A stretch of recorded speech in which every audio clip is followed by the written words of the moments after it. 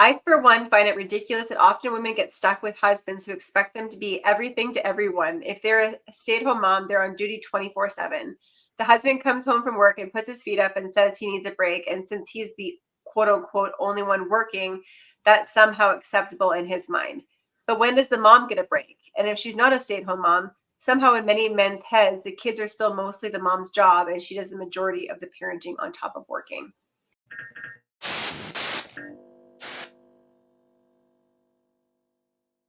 Welcome, Cydney. Hi, thank you. So Cydney and I go way back, and you are a great example because you've kind of seen every aspect of this. I know with my life, I've got a husband with 4 children. I used to have a husband and 3 children. I now have a wife and 2 adult children and 1 teenager. We've got a good, what's the word when you've got Like a broad scope. Yes, we've got a broad scope we can work with here. The division of labor. So we were talking off camera last week about and it's not just you. Every single woman I feel like I speak to has these same grievances. So I just want to start this podcast by saying this has nothing to do with my husband, your spouse. It's society in general, and the issue of we used to be hunters and gatherers, and now what are we? Consumers. So we're responsible for all the things, and men aren't even hunting anymore. What are they even doing? Get out there with your bow and arrow already. If you want me to be a domestic goddess, you go hunt some elk out there. So what do you think the problem is? Honestly, I think this might be a bit of an unpopular opinion in me, but I actually think that it really started with the wave of what we consider to be modern feminism. So we went from a time where it was the role of the feminine energy in the home was taking care of the kids and making the meals, and the house was tidy. And I'm not saying that that was perfect and that that's what you should do if you don't want to do it. But then in comes feminism, and now we're going to add having a career on top of that. Right. But then, so you're in a career, and then you're going to raise your kids, and then you're going to have all of the extracurriculars and your house and the social events and all of the niceties that society demands of us. Yeah, and I saw something too about, just going on the conspiracy hole on that is it was to make sure that everybody in the household was taxed. Paying taxes. It really created a 2-income tax household is what it did. And division of families because, we're just basically tagging off. Totally. Now you're going to pay somebody else to raise your kids. You're going to pay a HelloFresh to drop your dinner box off. There's only so many hours in the day. Well, and that's exactly it with women and their careers and thinking, okay, is it worth it to put my children in daycare if I'm paying for daycare, I'm paying for gas and lunch and things like that at my job, and I'm paying half of that to the government in taxes. So lots of times people are actually paying more to go back to work than to be home with their kids. But then they're losing their place in their career, which is another fear for women. And the homemaker role has been undermined for so many years. It finally feels like it's coming back a little bit. It does feel like it's coming back. It feels like there's a shift. Yes, I feel that shift. It doesn't feel like, oh, you're just a stay-at-home mother.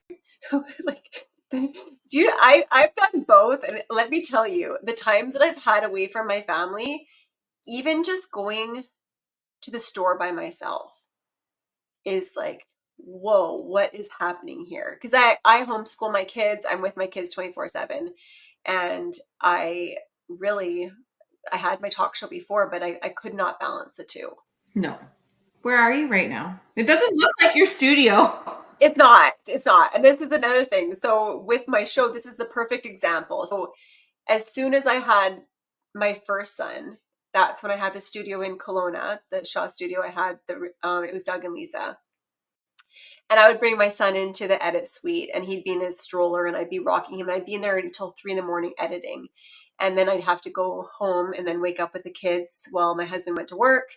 And then when he got home from work, I'd go to the studio again and shoot my show. And it just was impossible. And then I was like, okay, well, let me just do once a week. And then we tried the once a week, and I would be running around town trying to find someone to watch my kids, getting my hair and makeup done, and then trying to get to the studio. And every single time it was so hard. And and then I ended up thinking, okay, well, I'll do it at home. So then I got the Real Deal on Wheels. And so I turned that little horse trailer into a podcasting studio. And so I started the Real Deal on Wheels. That was impossible because I then moved my husband's grandma in with me, and I was a caregiver to her on top of taking care of my 2 kids in diapers.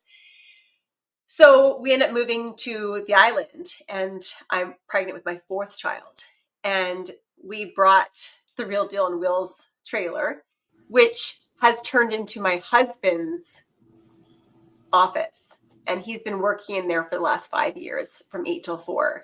So just recently he was like, you can have it back, and I'll just, work in the trailer we have or the gym. And so I moved all my stuff in there after 5 years. I'm like, okay, I'm going to do this again. That was my podcast last week, which is the Real Deal on SA and Coxa. Really light topic to start. And then let's just go right in there. And then 2 days later, he's like, actually, I can't get good internet anywhere else on the property, so I have to take the office back. And so right now I'm in our gym in the corner. And and we'll just see how it goes. And there's pine cones falling on my head. If you hear some, there's like a huge storm happening outside. Do you hear that? I can. The thing is that I feel like we have to, as women, pivot so much. It just seems like men, it's like they can shower by themselves, go to the bathroom by themselves, work by themselves, work out by themselves, and there's no real expectation. I used to joke around with my kids. There was a time when the joke was, I'm going to change my name to Dad because you don't ask him for anything. It's literally my dad was in the kitchen with me the other day. He came to visit, and we're right in a serious conversation, like having a very good conversation. And my husband is like 5 feet away in the kitchen doing nothing. He's just standing there. And my son walks right past him and asks, and gets right in the middle of my dad and I. And it's like, Mom, can you open this for me? And I'm like, you have a perfectly Dad is capable. right there. What is that? Why are we always the default parent for everything? I think some of that's biology. I think it's Mama. mom, Mum, mum, mum, mum, mama, mum. mom, mom, mom, mom, mommy, mom, mom, mom. Lois.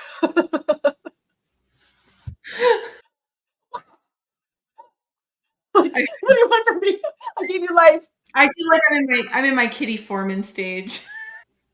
Just kidding. That's another thing, is I can see why people do that, because it is like, how do you shut off? Were women always responsible for all of the mental load? Probably. I do believe the change happened when women had to be everything. Yeah. Like we had to be equal to men, and you have to have a job and a family and no, you don't actually have to be everything. You should have the choice to do what you want to do. You shouldn't have to ask permission to do anything. If you want to have a career, great, have a career.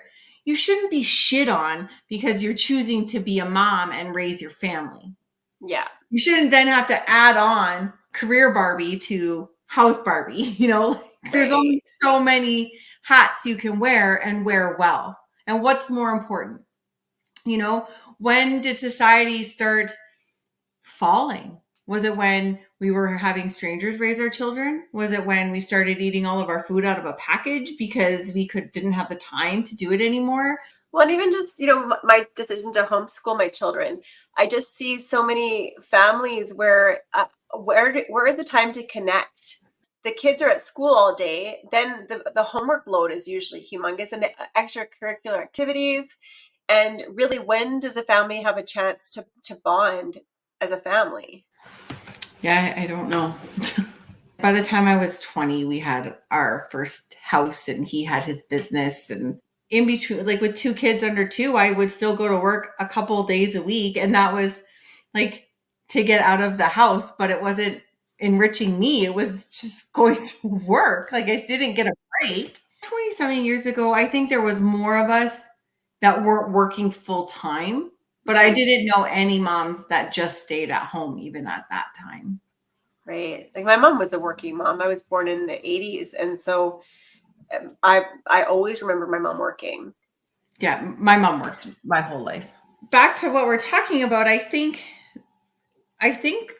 what really needs to happen is that the men or the other people in our lives need to recognize that it's not how they grew up.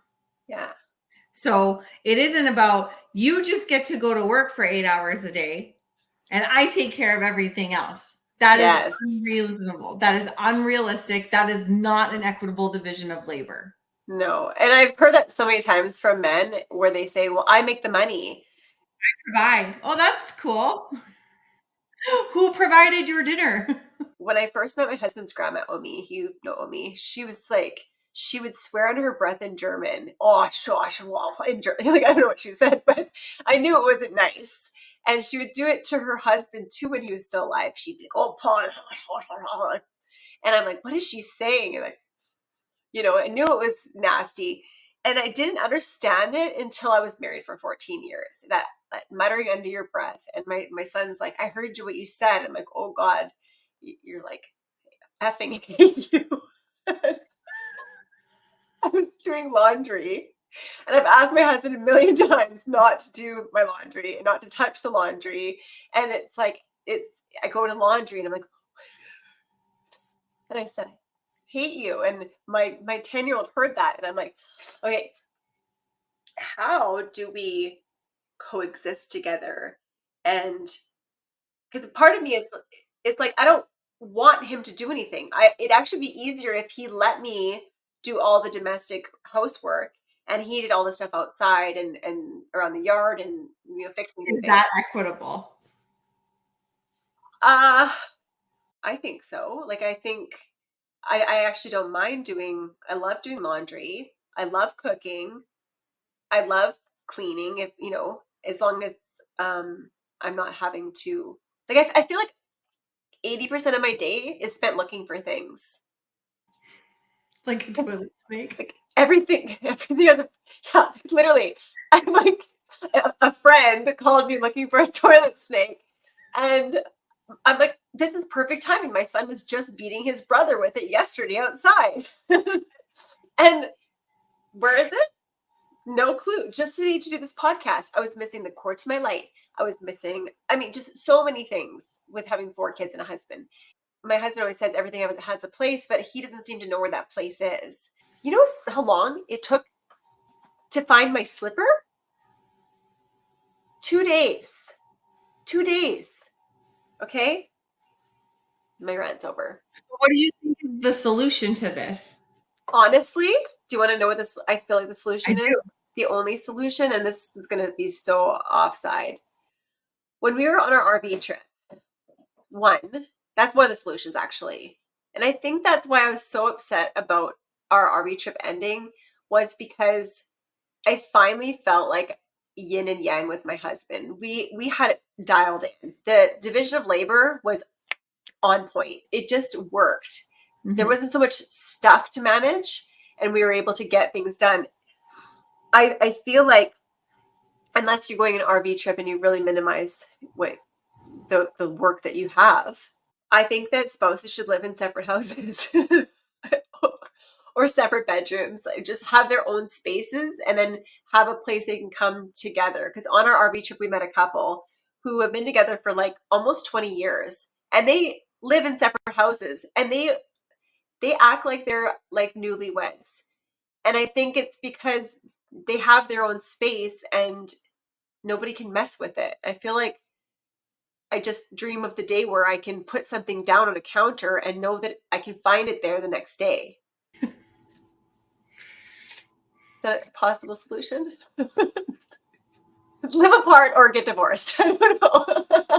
But I think that is a like coming back to why you see so many single people now and people wanting to be single is because we haven't figured it out.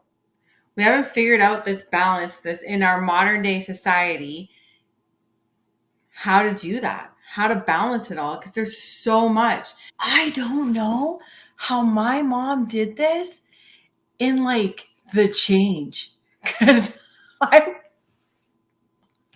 hard. And then you get like perimenopause and menopause on top of it. And now you just, it's a lot. It is a lot. And there's no space held for that. Like, it is absolutely crazy to me. I am very fortunate for the life that we live and don't work conventionally. And I have looked at you and some of my other friends and your busy, busy lives and their busy, busy careers and children and family. And now you're in hormone town on top of it. And I feel like at the very root of it is the problem is unrealistic expectations. Yeah. And or lack of village too.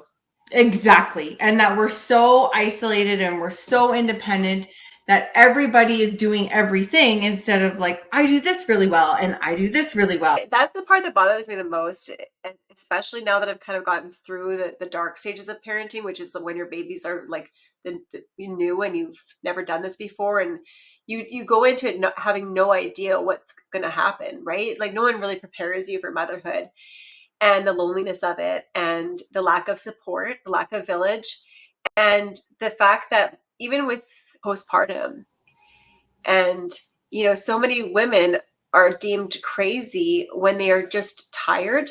The two things that are a way to torture people is through exhaustion and isolation.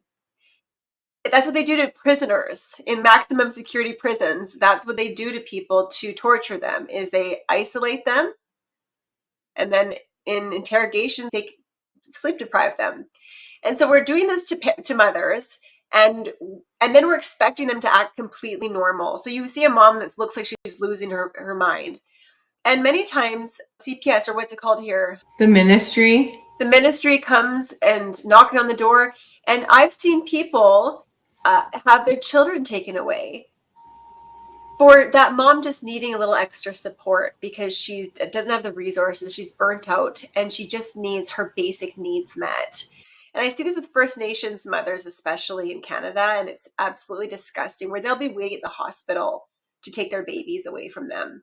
And for me, that's just despicable. And I can see where like the white privilege comes in there in Canada for us, because I feel like a lot of people that like look together and they live in big mansions on the hill, like, so there's some of the most effed up people, alcoholics, drug addicts that but they do it in private, and they've got the luxury of doing it in private. What's that?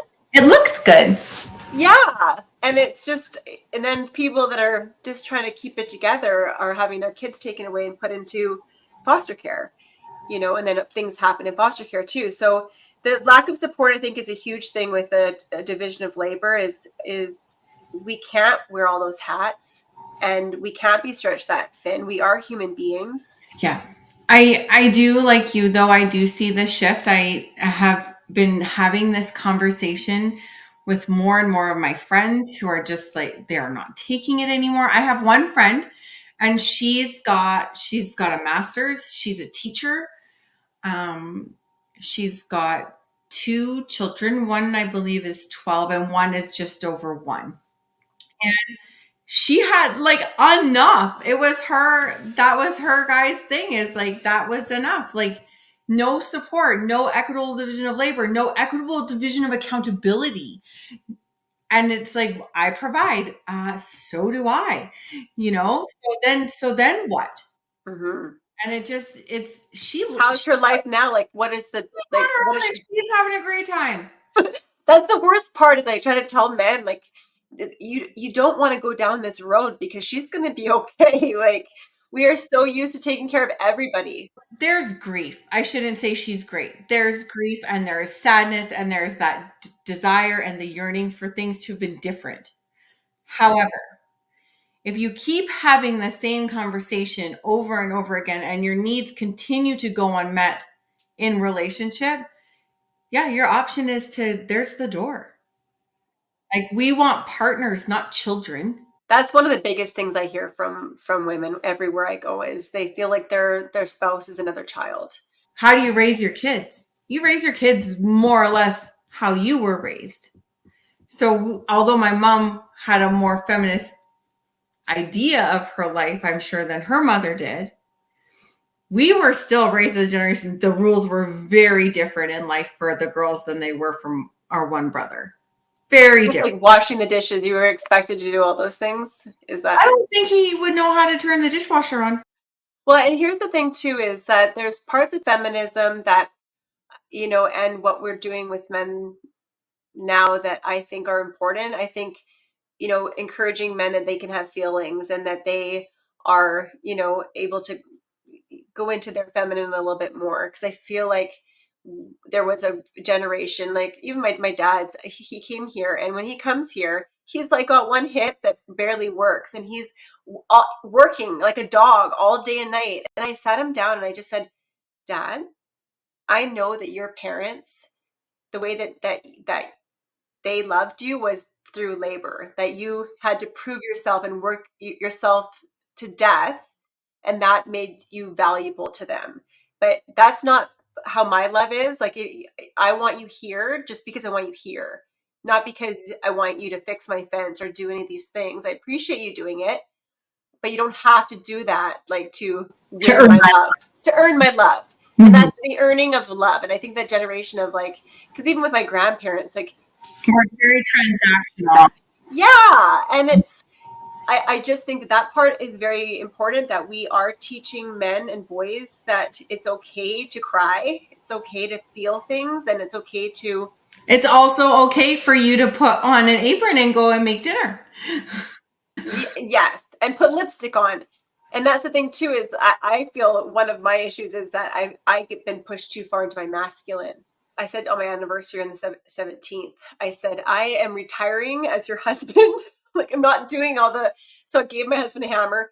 And, I gotta say, I really appreciate my dad came here, and my husband, and him hung up all my things around the house. Marcus was on the roof cutting all of the trees with a chainsaw. This was a man that didn't know how to operate a hammer or change a tire when I met him. And so the fact that he's willing to do that, because I don't want to always have a dirt mustache. I'd like to put on high heels once in a while. I'd like to put on an apron and bake cookies. And I don't think there's anything wrong with that. My wife is very masculine, so they sort of take that role. I find myself having some of the same discussions, not all. I think the difference is that when there is discussion, there's more of a realization and then a change in the behavior. A bit more empathy in there. Yeah, and more understanding, Yeah. but it's not seamless. And I think we get into roles. We do that to ourselves. Like I put myself in the role where I'm the homemaker and I do all of those things. And then all of a sudden those things are kind of overwhelming. And now there's the caregiving role for the children and for our client. And so there's all of these things that come up. And then it's like, okay, there's so many invisible jobs that women do. What's interesting to me though is when a mom is with all of her kids at the grocery store, people are like, your daughter doesn't have a hat on or shoes on. When a man takes the kids to the grocery store, wow, what a good dad. Wow, you got 3 I kids. know Oh yeah. there was this, I watched this comedy show once and I can't remember what the lady's name was, but one of the things that she was talking about, and it's so true, like it takes so little to So be a little. bad mom. And So it little. takes so little to be a great dad. Yeah. I don't get like bells Like and at the whistles. doctor's appointment. You're at Costco with 4 kids. How do you do it? They're like looking at me like I'm disgusting when I do it. I don't actually give a shit if my kids are wearing matching socks. I don't actually give a crap if there's fingerprints on my sliding glass door. I don't care if there's dog shit you need to watch out for. Choose your battles, right? After my second two, and my trying to do my talk show, and then having Omi and just being spread so thin, I was so burnt out. And I just in my head was thinking, he just doesn't get it. My husband doesn't get how much is on my plate, and he gets to go to work from 8 to 4, and he almost feels like it. He thinks that the world just freezes, and we're just like this for 8 hours, and nothing happens. But he doesn't realize how much I'm having to do mentally, physically, emotionally in those 8 hours when I'm stretched so thin. And so one day I just left. I said, I'm gone. And I was going to go to Vancouver for the weekend. And in that weekend, I just wanted him to be alone with the kids for a weekend, just to be in my shoes and see what it's like. Like it was supposed to be a lesson in empathy. In that weekend that I was gone, every person in my life that didn't help me showed up for my husband. It was like, oh, Marcus is by himself. Okay, like everybody, my mom, my sister, my aunt, like my dad, like everybody in my life who watched me drown for like so many years of parenting. And then the second I take off, it's like, okay, we gotta take care of. Well, what about me? Why didn't you take care of me when you saw me that I was drowning? I also think as women, we need to get a little vocal. Yeah, I think I've been pretty vocal. For sure. But I think that that's relatively new. Like, we're still not good at expressing our needs. Like, I need this from you. And if they don't do it, then what do you do? I don't know. I watched a really interesting thing with Brené Brown, and she was talking about how her and her husband, they don't have 50-50 because that's not real. And sometimes you're pulling, you got 20 and he's got 80. And sometimes he's got 40 and you got 30. Well, you guys need to decide what 30, that extra 30 of that can go. And then you triage it. What can go? We don't need to be so busy. We don't actually need to keep up with the Joneses. We don't have to have a perfect yard. Your house doesn't have to be show home ready. Like, what's that saying? You should be clean enough to be healthy and dirty enough to be happy. So true. And I know a lot of people who have regrets later in life that they just spent so much time cleaning their house and not spending enough time with their kids. But back to the empathy piece for a second. I feel like before you have babies, like I remember when my sister was in labor and I just had no concept of it. I crashed her birth. It was so inappropriate. I was like right in the delivery room with her, like no boundaries. And then when she said she was tired, I didn't have any concept of that. And I know my brother-in-law too, before he had kids, he'd come to my house when I had two little kids in diapers and he'd be like, I'm so tired, I need to go meditate. He just had no concept at all of what it was like to be tired and a mom. And I'm wondering, like, until our husbands actually have to fully understand what it's like to have the full mental load, how can they ever possibly understand what the expectations are from society on us? Because they have nothing, they've never fully experienced it. Even as single parents, they don't experience it because they No. have people to save them. I don't know. I think that's a really multifaceted issue. I don't know. Answer it, Sydney. How do you force empathy into somebody? I think that there is something to be said for letting them figure it out. Maybe here's a list of things I do in the day. This is what's expected of you. Well, because And a lot of things, times people will leave and do something for themselves, women, and they'll come home to twice to the. totally the mess. So like it's never worth it. It's like you leave and you're gonna like, oh, I'm gonna do No, something and for it's myself, and then extremely triggering. yeah, and then you come Because home, you're like, what the f? I think it really comes down to we teach people how to treat us. So, like, is teaching our daughters to have rock solid boundaries and to not tolerate less than that. I think teaching our boys to look at their mom and notice, okay, my mom's getting overwhelmed. How can I help her right now?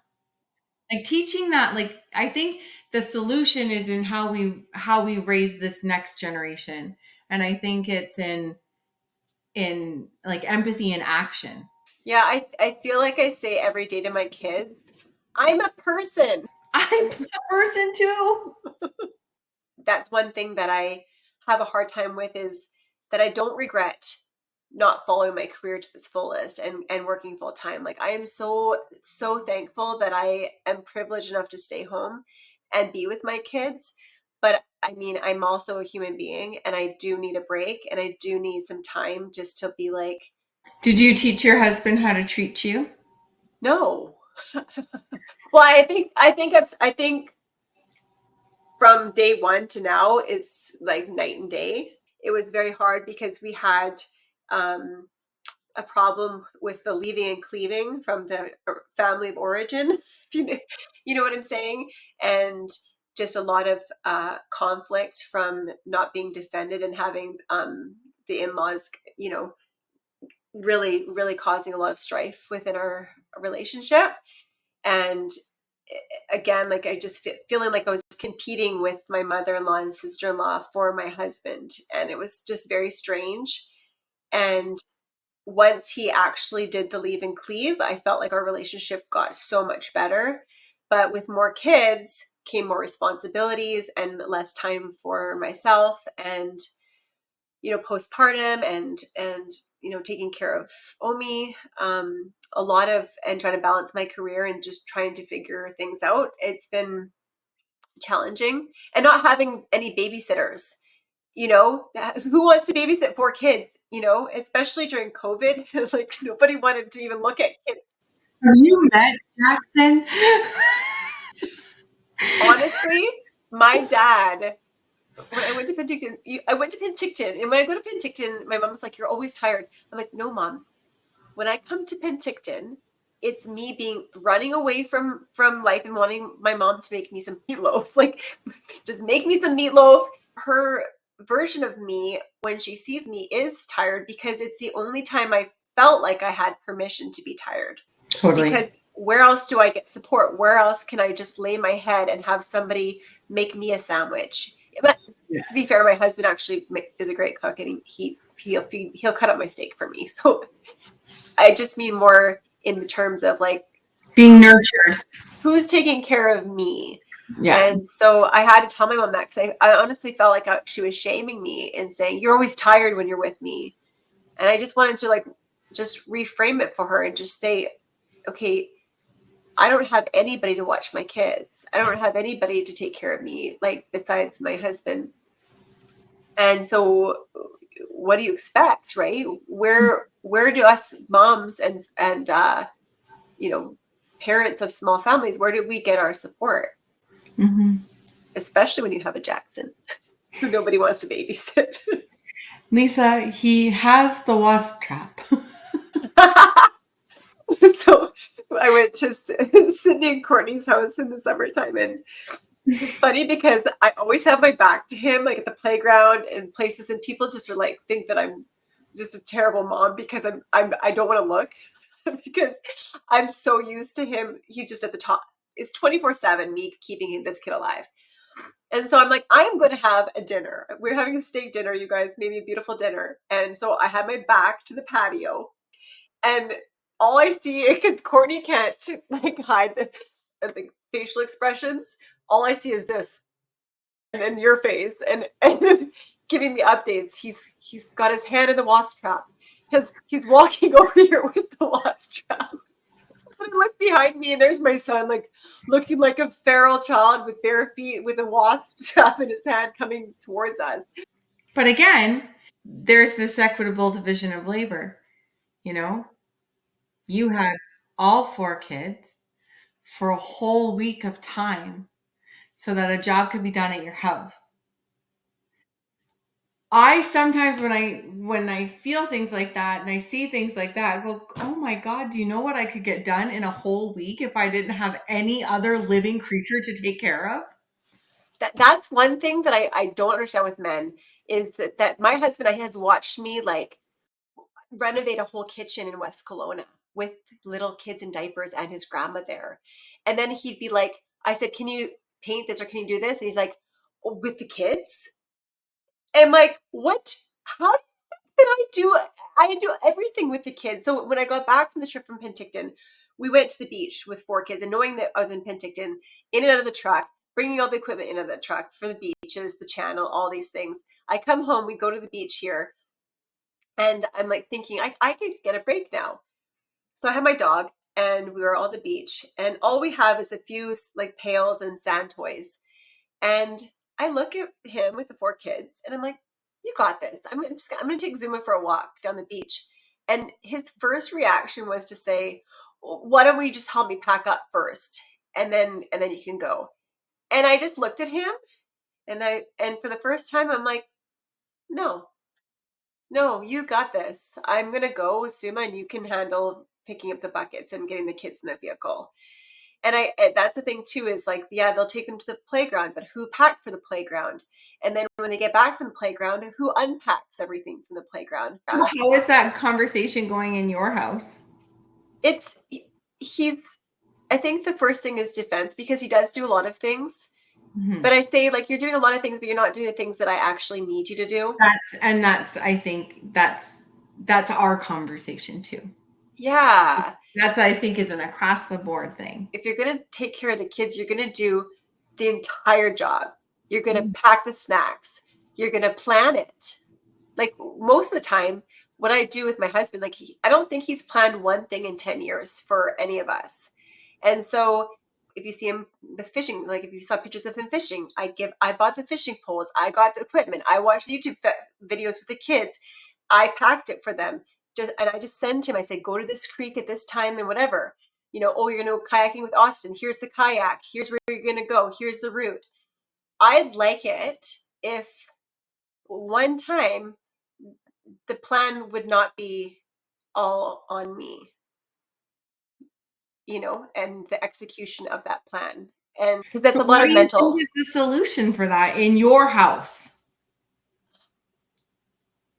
hypnosis. I like 14 years of asking. I just honestly, I don't know what the solution. I think that's why this podcast is important to me, is because I again, it's not my husband, it's not your spouse or your ex-spouse.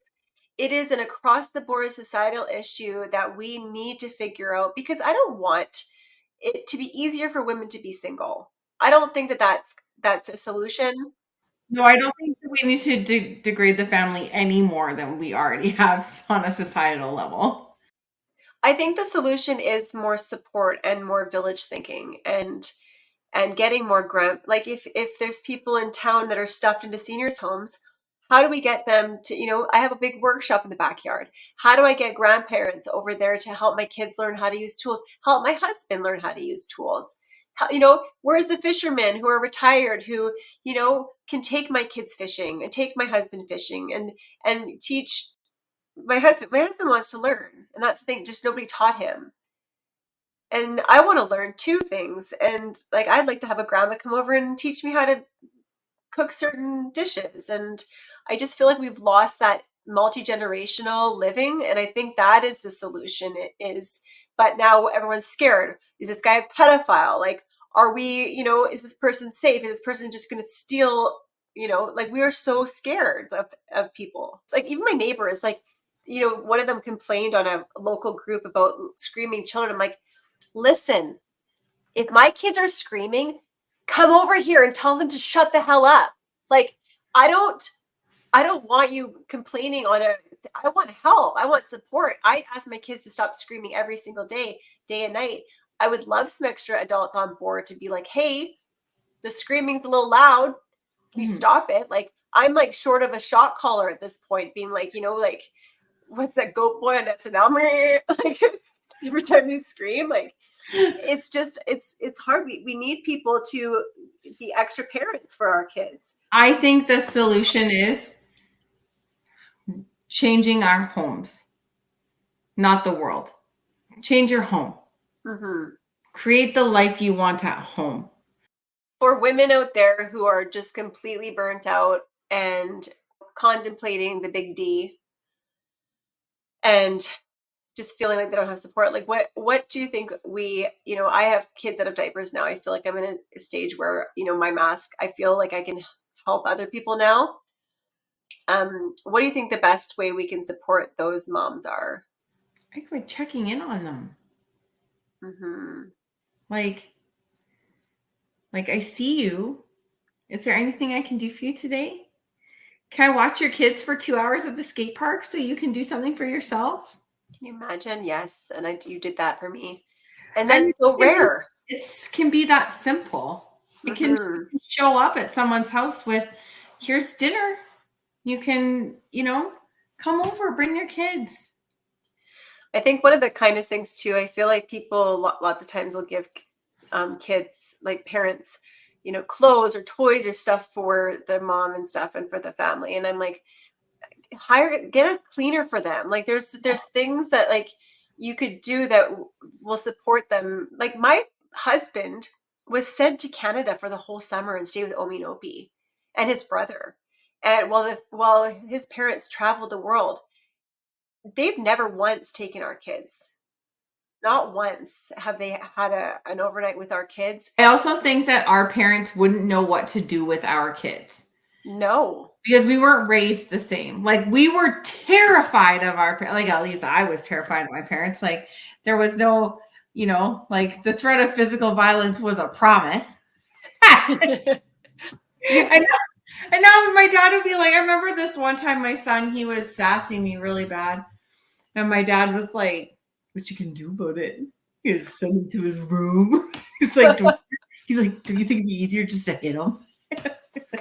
Yes, it would, but I do feel like that generation, though, they comparatively to the generation we're dealing with right now, who are going to teachers and being like, F you, and they have no respect for authority and no respect for teachers or parents. Like, I feel like beating your kids and caning them and things like that happen in school is not okay.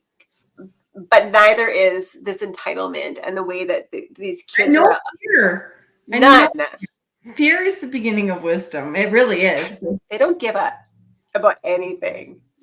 No. And that's scary in itself. But yeah, like I see so many things. Like I love TikTok, and I just see so many people on TikTok talking about where are the grandparents, and our grandparents are on like Tinder, and they're living their best lives, and a lot of us are like, where's the knitting grandma? And that's where we have moved so far away from community, and we are so selfish, and we don't actually have the time for our parents that our parents had for our grandparents.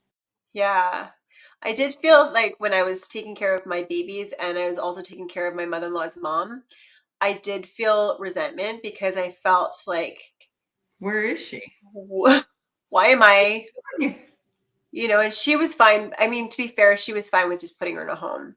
But seeing a 98-year-old crying and begging me to like take her in, how I didn't feel like that was a choice for me. You collect homeless people. What? I stopped doing that. Stop doing that. I collected just a couple of homeless people, okay? It's so funny on comment threads, and people are, when I'll stick up for a homeless person, I'm like, have you ever taken a homeless person in? And I'm actually, like, as a matter of fact, there's one in my backyard right now.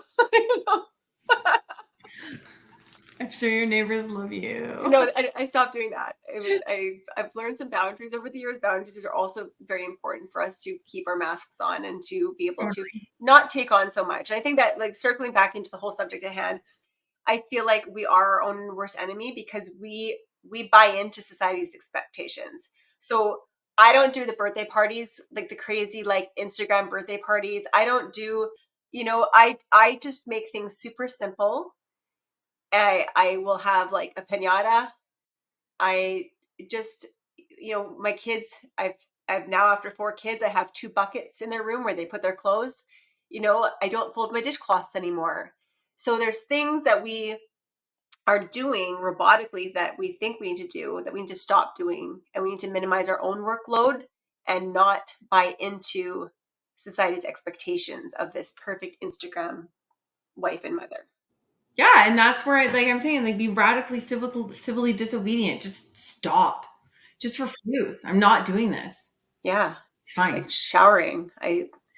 I'll do it once a week for my podcast, and that is it. What I want to say quickly, because there is a lot of doom and gloom when it comes to this, and not really a lot of solutions. But one solution I did find in the beginning of my marriage, when I was very, very like ready to leave, I had this aha moment where I was like, it's so easy for us to just say, I'll do it. Just forget it. I'll do it. And as soon as I stopped doing everything and I just said, figure it out, YouTube it, Google it. And that's my response for almost everything. I am not going to, even though it's easier in the moment, because you feel like you're going to do it better than them and you know how to do it properly, it does them a disservice because you're taking away their opportunity to be in their masculine, or if it's the other way around, they're feminine. They're competent. Like, let's just bring it down to being competent. Yeah, and it's like it's weaponized incompetence. That's one of the biggest things happening is where, oh, you're better at that. No, the F I'm not. I have no idea what I'm doing. Like my kids are asking about fishing yesterday. I'm like, actually, my dad always took the rod and did it all himself. He never taught me anything.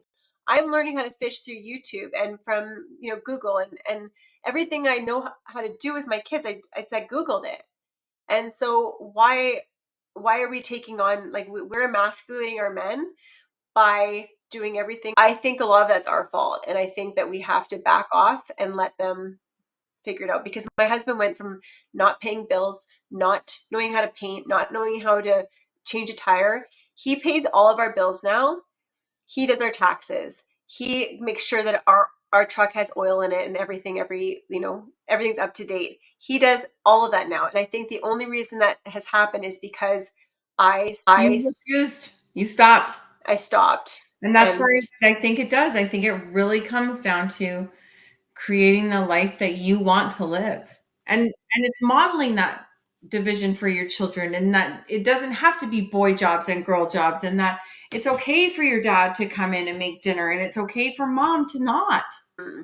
Well, it's funny because my kids will pass me the hammer and they'll pass my husband the dishcloth, or like we have like yin and yang that way, where I do like a lot of the, but now I feel like we're doing another switch, because he just fixed the door right before this podcast. He had a drill in his hand fixing my daughter's door because the whole thing came off the hinges, and he figured it out.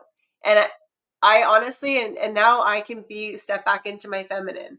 So just allowing wherever you want to be, as long as you're the one wanting to do it. Like I want to be masculine sometimes. I like tools, but not when I'm forced to do it. Exactly. Like cleaning the gutters every year. Not my favorite.